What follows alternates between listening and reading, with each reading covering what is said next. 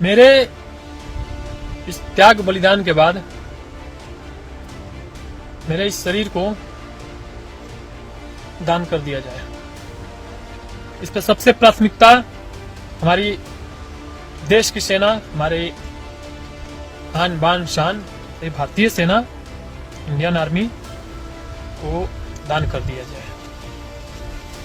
दूसरे स्थान पर प्रशासन को, तीसरे स्थान पर पब्लिक को, उसमें भी जो गरीब लोग हैं, असहाय हैं, मजबूर हैं।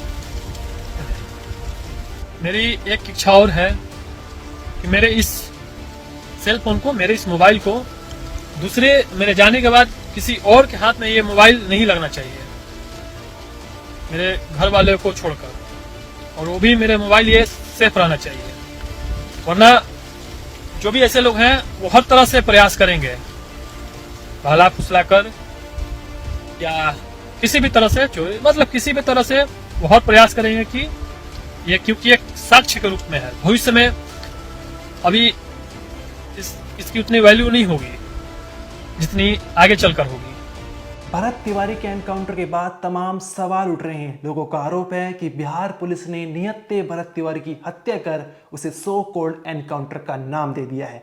इसी बीच भरत तिवारी की एक वीडियो सामने आती है जहां पर वे कहते नजर आ रहे हैं कि मेरी मौत के बाद मेरे शरीर के अंगों को दान कर दी जाए, जिसके चलते उन्होंने प्राथमिकता के रूप में सबसे ऊपर देश की सेना को रखा है, साथ ही प्रशासन दूसरे नंबर पर और तीसरे नंबर पर गरीब और असहाय लोगों को रखा है।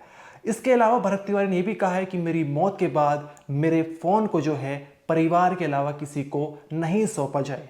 अब भरत तिवारी की आखिरी इच्छा कि उनके शरीर के अंगों को दान कर दी जाए शायद ही पूरी हुई है, क्योंकि अभी तक ऐसी कोई खबर सामने नहीं निकल कर आई है।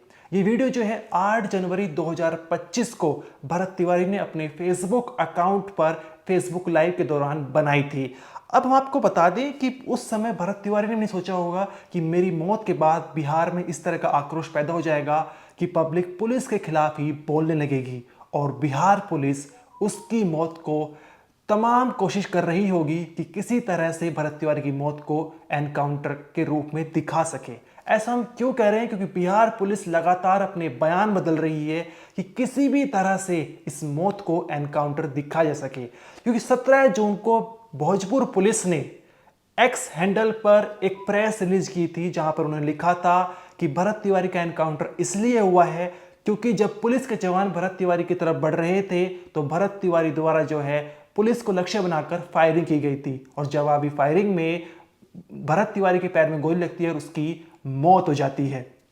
लेकिन जब फेसबुक लाइव सामने आता है, सोशल मीडिया और तमाम मीडिया चैनल्स पर चलने लगता है, जहां पर दिखाई पड़ रहा है कि भरत तिवारी ने जो है सरेंडर कर दिया था और जो उसके हाथ में तमंचा था वो पुलिस के चंद कदमों से दूरी पर फेंक दिया था, तो फिर भरत तिवारी कहां से फायर करते नजर आए? तो उसके बाद जो है भोजपुर पुलिस ने एक्स हैंडल से प्रेस रिलीज डिलीट कर दी थी। लेकिन उसी तारीख को 17 जून को एक एफआईआर लिखी गई, उसमें लिखा गया कि भरत तिवारी द्वारा जो तमंचा फेंका गया था वो फेसबुक लाइव खत्म होने के बाद भरत तिवारी ने दोबारा उठा लिया था पुलिस के जवानों से पहले ही, और उसके बाद 2 फायर पुलिस की तरफ किए थे, जिसके चलते जवाबी फायरिंग की गई और एनकाउंटर में भरत तिवारी की मौत हो गई। लेकिन ये कुछ जो एफआईआर में लिखा हुआ है वो अभी के अभी झूठ साबित हो जाएगा। कैसे? क्योंकि मैं आपके सामने इस वीडियो में कुछ ऐसे तथ्य पेश करूंगा, जब आप उसे जानेंगे तो आप भी सोच में पड़ जाएंगे कि भरत तिवारी पर पुलिस किस तरह से जो है तमाम कोशिशें कर रही है कि इसको किसी तरह से एनकाउंटर दिखा जा सके। सबसे पहले हम उस प्रेस रिलीज की तरफ चलते हैं, जो अभी तो आपको एक्स सेंटर पर भोजपुर पुलिस की नजर नहीं मिलेगी, लेकिन 17 जून को ये एनकाउंटर के तुरंत बाद रिलीज की गई थी, जिसमें लिखा था कि जब जवान उसकी तरफ बढ़ने लगे तो उक्त व्यक्ति द्वारा यानी भरत तिवारी द्वारा पुलिस को लक्ष्य कर फायरिंग की गई, जिस पर पुलिस टीम द्वारा आत्मरक्षा के चलते भरत तिवारी के पैर में गोली मारी और बाद में उसकी मौत हो गई। लेकिन इसके बाद भरत तिवारी द्वारा किया गया फेसबुक लाइव सामने आता है, जहां पर दिखाई पड़ रहा है कि भरत तिवारी ने फेसबुक लाइव खत्म करने से कुछ सेकंड पहले सरेंडर कर दिया था और तमंचा जो है पुलिस के कदमों में फेंक दिया था। अब यहां पर सवाल ये उठ रहा था कि जब भरत तिवारी ने तमंचा फेंक दिया तो कब उसने पुलिस के ऊपर फायरिंग की गई, क्योंकि यहां पर प्रेस रिलीज में जो लिखा हुआ था पूरी तरह से झूठा साबित हो रहा था। जिसके चलते यहाँ पर भोजपुर पुलिस ने थोड़ी ही देर में इस प्रेस रिलीज को एक्स हैंडल से डिलीट कर दिया था। लेकिन उसी दिन यानी 17 जून को प्रेस रिलीज हुई थी और 17 जून को एफआईआर लिखी हुई थी। उसमें लिखा हुआ है, आप सबसे पहले आप एक पॉइंट पर नजर डालिए जहां पर लिखा हुआ है कि जब भी पुलिस के जवान क्लोज कोऑर्डिनेटिंग करने लगते तो वह यानी भरत तिवारी पुलिस पर फायर कर देता था। लेकिन फेसबुक लाइव में जो 3 से 4 मिनट के बीच का है उसमें कहीं भी ऐसा नहीं दिखाई पड़ रहा था कि भरत तिवारी पुलिस के ऊपर फायर कर रहा है। यह पॉइंट यहां पर एक तरह से झूठा साबित होता नजर आ रहा है। दूसरे पॉइंट की तरफ बढ़ते हैं जहां पर एफआईआर में यह लिखा हुआ है कि काफी समझाने एवं कहने पर वह यानी भरत तिवारी आत्मसमर्पण करने की बात कहते हुए अपने सामने कुछ दूर आगे अपना पिस्टल फेंक देता है। जैसे ही पुलिस का एक जवान भरत तिवारी द्वारा फेंके गए पिस्टल को जब्त करने हेतु आगे बढ़ता है, तभी भरत तिवारी तेजी से दौड़कर अपने पिस्टल को लपक लेता है और पुलिस के ऊपर 2 फायर कर देता है।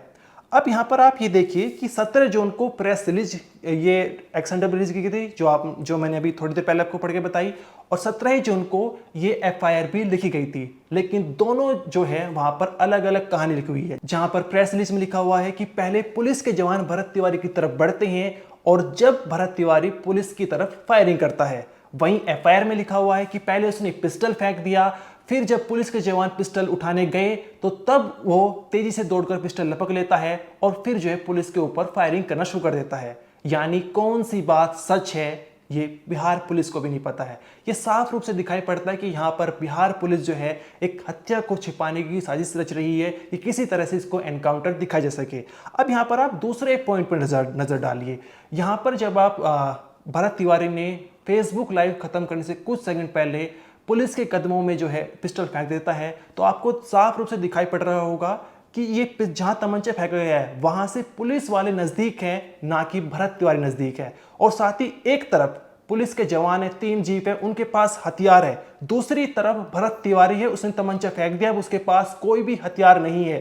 और जो तमंचा यहां पर जमीन पर पड़ा हुआ दिखाई पड़ रहा है वहां से पुलिस के जवान जो है नजदीक है, ना कि भरत तिवारी। लेकिन उसके बावजूद भी पुलिस के जवान इस तमंचे को उठा नहीं पाते, ऐसा एफआईआर में लिखा हुआ है बिहार पुलिस की। क्या ये बात आपको हजम होती है? ये आप ही बताइए। अब यहां पर तमाम सवाल उठ रहे हैं। अब इसमें जो तीसरा पॉइंट जिसके चलते बिहार पुलिस पर और बिहार पुलिस से इसका एनकाउंटर सवाल होते हैं कि मान लेते हैं कि भरत तिवारी ने दोबारा से जो है तमंचा उठा लिया था और 2 राउंड फायरिंग कर दी थी पुलिस के ऊपर, जैसा एफआईआर में लिखा हुआ है, जिसके चलते बिहार पुलिस ने जवाबी फायरिंग में गोली चलाई भरत तिवारी पर और उसकी बाद में मौत हो गई अस्पताल के अंदर। अब अगर ये सब सच है तो बिहार पुलिस के 4 पुलिसकर्मी को क्यों सस्पेंड किया, जिसमें थाना अध्यक्ष राजेश कुमार मलाकार समेत 4 पुलिसकर्मी सस्पेंड किए गए थे। अगर ये सब कुछ सही है, एक सही रूप से एनकाउंटर है, तो 4 पुलिसकर्मी को क्यों सस्पेंड किया गया है? यहाँ पर सवाल ये भी खड़ा होता है। ये साफ रूप से दिखाई पड़ रहा है कि कहीं ना कहीं कुछ कमी थी। यहाँ पर एक तरह से यहाँ पर साफ रूप से दिखाई पड़ रहा था कि फेसबुक लाइव खत्म होने से पहले भरत तिवारी ने एक तरह से सरेंडर कर दिया था और तमंचा पुलिस के कदमों में फेंक दिया था, लेकिन उसके बावजूद भी उसके पैर में गोली चलाई गई और इस हत्या को एनकाउंटर दिखाने की अब तमाम कोशिशें चल रही है।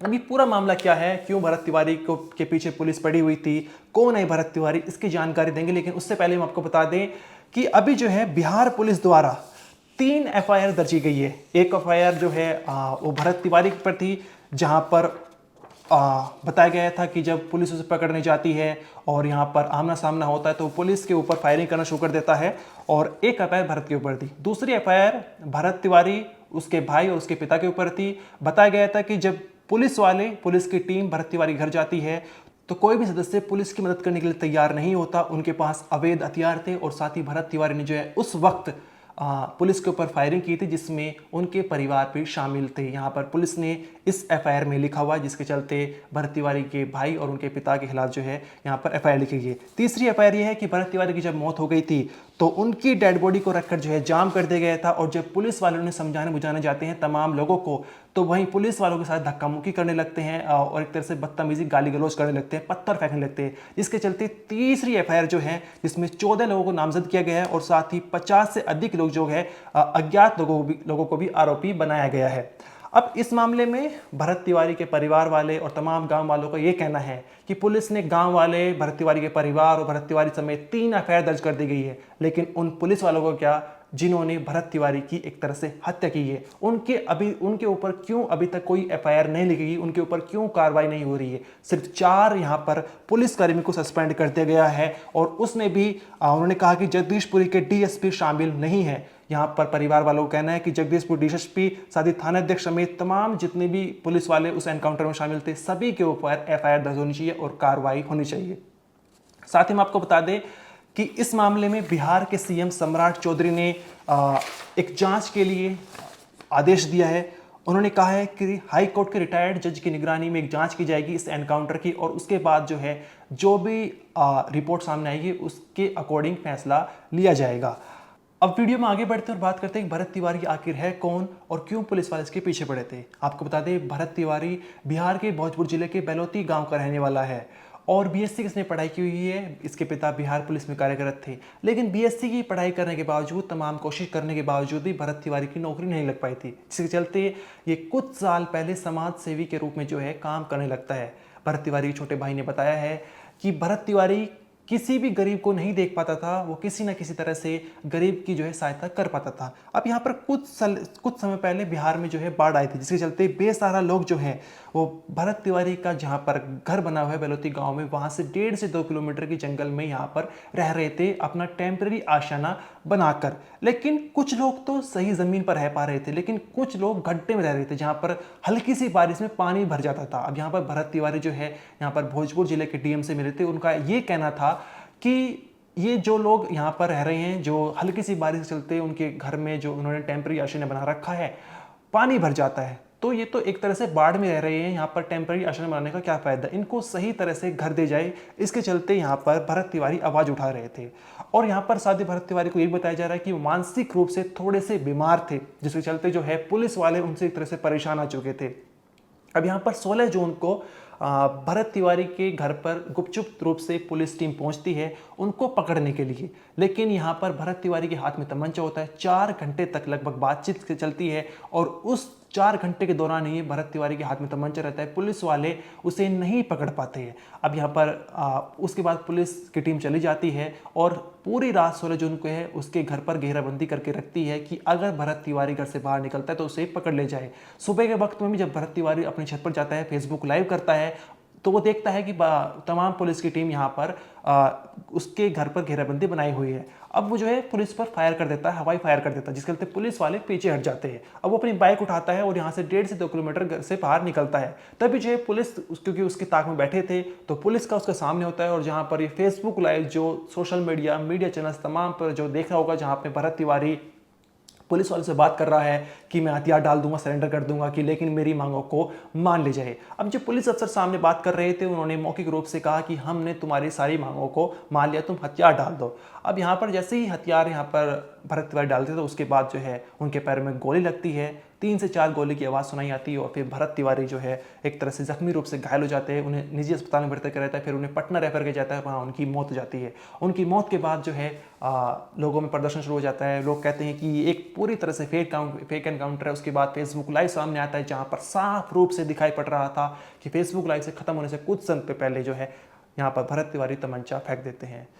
आप उनके भाई से जानिए कि कैसे भरत तिवारी इंसान थे और किस तरह से गरीबों की मदद कर रहे थे। समाज सेवा में शुरू से ही उनका देखते आ रहे हैं हम लोग, बचपन से ही समाज के जुड़े हुए जो भी कार्य हैं वो लगे रहते हैं कि किसी को भी दिक्कत होता है ना तो वहाँ पहुँच जाते हैं और उनको टारगेट लिया गया है। ठीक है, कौन टारगेट लिया, क्यों लिया? एसडीएम सर के पास गए थे वो। किस लिए गए थे? ये जवनिया गांव जब बाढ़ में डूब रही थी तो उनको यहाँ पे बसाया बिलौटी में टाड़ पे, तो यहाँ भी वही चीज़ है जो कि वहाँ से उठाकर उनको फिर गड्ढे से उठाकर गड्ढे में फेंक दिया गया। तो उनको ये चीज़ लगा कि गड्ढे से उनको उठा के क्यों गड्ढे में फेंका जा रहा है, तो इस पे वो आवाज़ उठाए। तो यही चीज़ लेकर प्रशासन टारगेट उनको, आवाज़ किस लिए उठा रहे थे? कि वहाँ पे व्यवस्था बढ़िया किया जाए, माटी भरवा दिया जाए, ऊंचा करवा दिया जाए ताकि पानी ना पहुँचे, वो लोगों को दिक्कत ना हो रहने में। बाढ़ का पानी वहाँ भी आता है? वहाँ भी आता है, 2 कोसा पानी आ जाला ए जे टाड़ वहाँ भी आता है। और ये लोग प्रशासन पर्सनली टारगेट उनको कर लिया उस पर। बाकी आज देख भी रहे लोग, आप लोग लाइव, हथियार फेंकने के बाद भी उनको मार दिया गया। समाज में कब से जुड़े? समाज से तो ये बचपन से हम देखते आ रहे हैं, जब से हम मतलब होश संभाले अपना, हम तब से देखते आ रहे हैं कि समाज से जुड़े हुए इंसान हैं और समाज के भलाई के लिए मतलब आवाज़ उठाते हैं। ठीक है, इनको दबा दिया जाता है हर एक बार। अगले बार भी ऐसा ही किया गया था, यहाँ पर भारी आके बैठे थे, वो इनको मतलब घूस देने की कोशिश कर रहे थे। वो तो खुद घुसखोर है, इनको घूस दे रहे थे, आप देख भी सकते हैं वीडियो में। बताया जा रहा है कि वो पिंडदान भी अपना कर दिए थे हाँ, परिवार 10 साल पहले ही पिंडदान कर दिए हैं समाज के लिए। क्यों किए थे? कि समाज के लिए हम जिएंगे, शादी विवाह कुछ नहीं करने के चक्कर में है। कितना उनका शादी विवाह सेट हुआ, सब मना कर दिया कि नहीं हम नहीं करेंगे।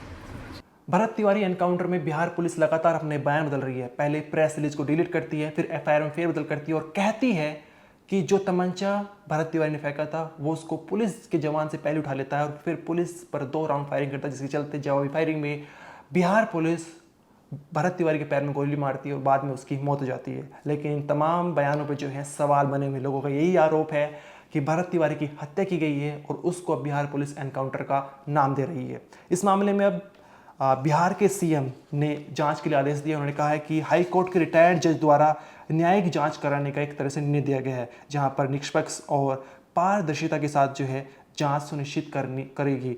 लेकिन यहाँ पर सवाल यही उठता है, लोगों का यही कहना है कि ये जांच क्या इसलिए बनाई गई है ताकि जो है ये एक तरह से धीरे धीरे मामला शांत हो जाए और ठंडे बस्ते में चला जाए, क्योंकि अगर जांच होगी तो सामने कुछ नहीं निकल कर आना है। इस पूरे मामले में आपका जो भी कहना है कमेंट सेक्शन में ज़रूर बताइए। इस वीडियो में तो नहीं, आप देखते रहिए क्राइम तक।